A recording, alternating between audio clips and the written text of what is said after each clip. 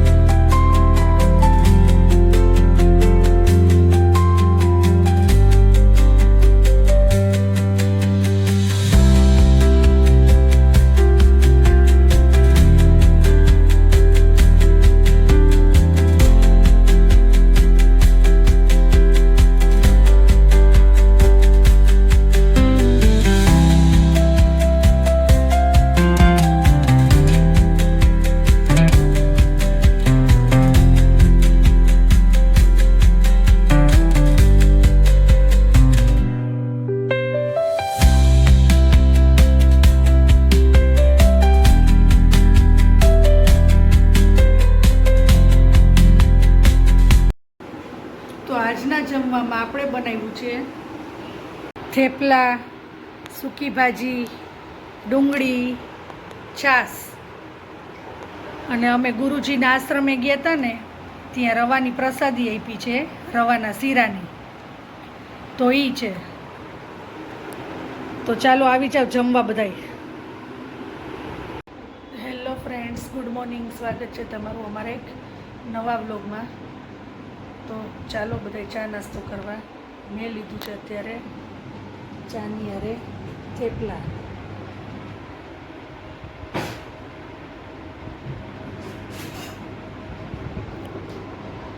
વાડીમાંથી અમારે લીંબુ આવ્યા છે, તમને લોકોને દેખાડું. વાડીના છે લીંબુ. જોવો તો આ વાડીના લીંબુ કેટલા સરસ દેખાય છે. એમાં અમુક છે ને હજી લીલા છે. આ જુઓ, આમ તો નાની મોસંબી હોય એવું જ લાગે છે, અને આ પાકેલા છે.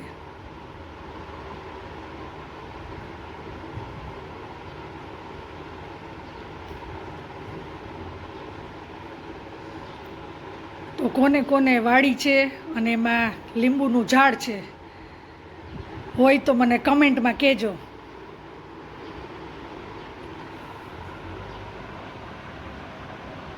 આ બધા ગ્રીન છે હજી, અને આ બધા પાકી ગયા છે. આ તો જો કેવડું મોટું લીંબુ છે. આ છે પણ આપણે 2 વ્હાઈટ ગુલાબ આવ્યા છે અને એક કળી છે.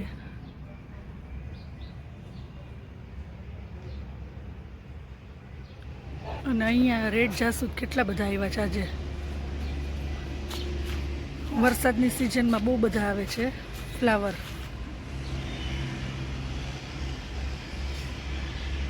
કળી એટલી બધી છે.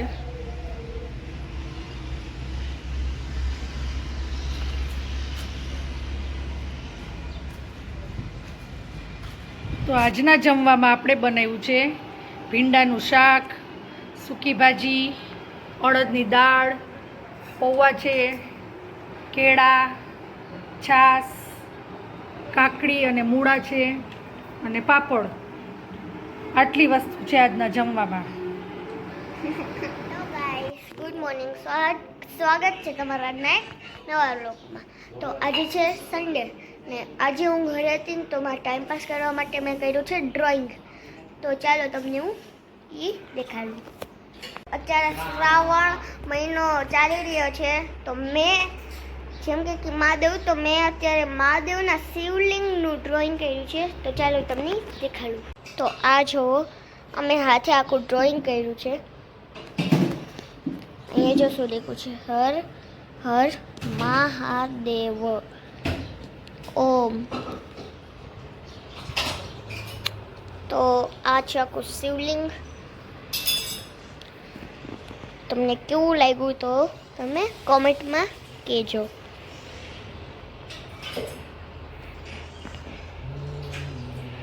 તો કેવું શિવલિંગ છે.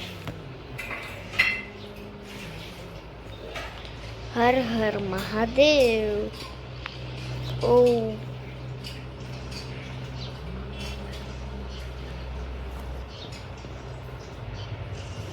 તો આ છે મારું આખું ડ્રોઈંગ. તો અમે આવી ગયા છીએ અમારા ઘર પાસે મહાદેવનું મંદિર છે ને ત્યાં દર્શન કરવા માટે, કેમ કે અત્યારે શ્રાવણ મહિનો ચાલી રહ્યો છે અને આજે સન્ડે છે તો વાનીને રજા છે, તો આપણે કીધું મહાદેવના દર્શન કરતા આવી. તો અમે આવી ગયા છીએ નીલકંઠ મહાદેવના મંદિરે.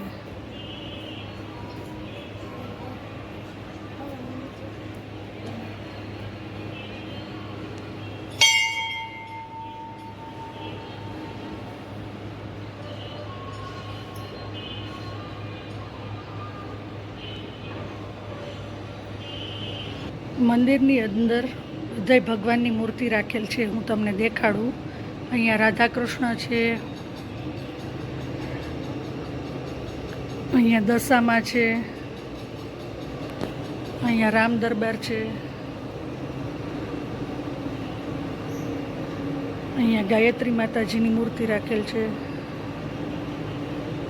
અહીંયા અંબાજી માતાજી છે અને અહીંયા શક્તિ માતાજી છે. શણગાર કેવો સરસ કરેલ છે.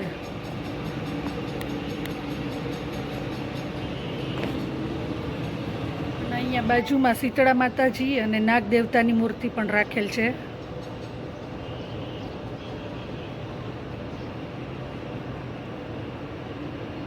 અહીંયા આશાપુરા માતાજીની મૂર્તિ રાખી છે અને એની બાજુમાં જ છે ખોડિયાર માતાજી.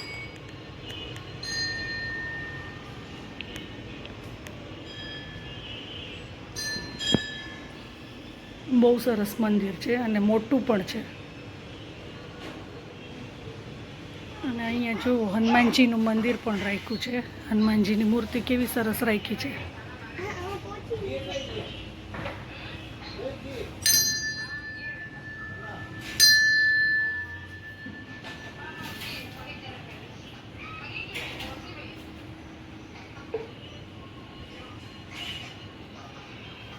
તો આ છે અમારું નીલકંઠ મહાદેવનું મંદિર.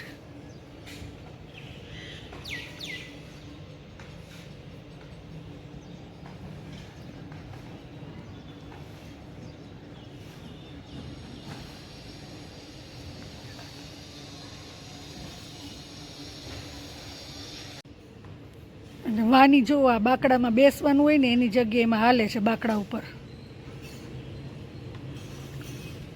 હાલ નીચે ઉતર.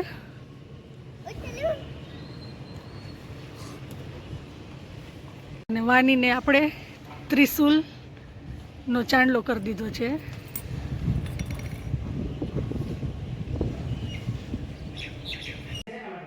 આજે વીર પસલી છે તો આપણે ભગવાનને અને માતાજીને બધાને સુખડી ધરાવી છે.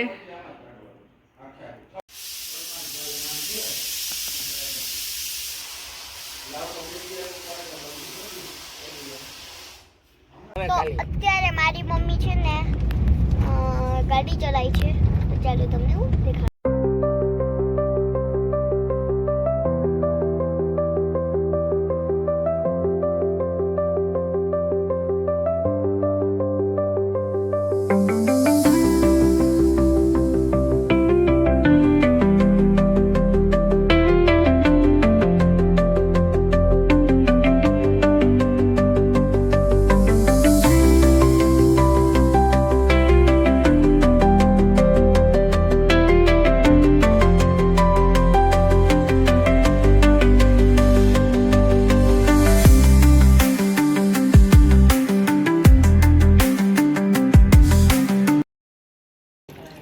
અમે આવી ગયા છીએ અમારા મોટા ઘરે. ત્યાંના ગાર્ડનનો વ્યૂ દેખાડું તમને. અહીંયા તુલસી છે, જો અહીંયા ક્યારામાં વાવ્યા છે એટલે કેવા સરસ થયા છે. આ છે લીલીનું ઝાડ. અત્યારે તો એમાં કંઈ ફૂલ નથી આવ્યું, નહીંતર હું તમને લોકોને દેખાડત. ને આ છે જાસૂદ. ના, જાસૂદનો કલર બહુ મસ્ત છે, ને પિંકય નહીં અને રેડય નહીં, એ ટાઈપનો છે, શ્યામ ગુલાબી જેવો. કળી બહુ આવી છે અને એક ફૂલ આવ્યું છે, દેખાડું તમને. આ રહ્યું, જુઓ કેવું સરસ ફૂલ આવ્યું છે, 5 પાંખડીવાળું. અને એની જ બાજુમાં છે પપૈયાનું ઝાડ. જો કેવડું મોટું છે પપૈયાનું ઝાડ. અને એમાં પપૈયા પણ એટલા બધા આવ્યા છે.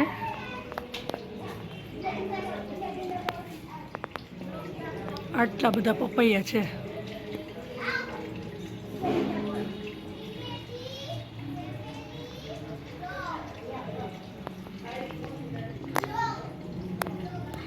તો આ છે અહીંનું ગાર્ડન. અહીંયા પણ તુલસી છે. અને અહીંયા ઘરની અંદર જ અમે એન્ટર થાય ને ત્યારે ફળિયામાં પણ ફૂલ ઝાડ રાખ્યા છે અલગ અલગ.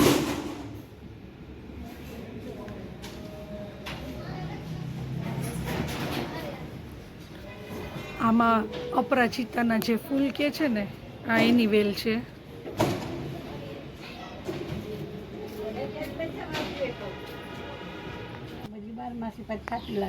હા, એ 12 માસી જ ગમી એવું છે. આ ગલગોટો છે.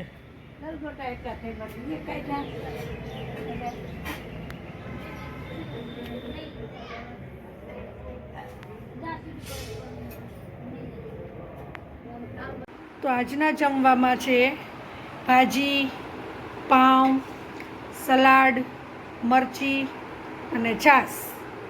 તો આવી જાઓ બધાય જમવા. તો આજના બ્લોગનો એન્ડ આપણે અહીંયા જ લઈએ છીએ. તો આ વિડીયો તમને ગમ્યો હોય તો લાઈક કરો, શેર કરો, કમેન્ટ કરો અને અમારી યુટ્યુબ ચેનલને સબસ્ક્રાઈબ કરો. તો મળીએ કાલે નવા બ્લોગ સાથે. ત્યાં સુધી bye bye, good night, Mahadev.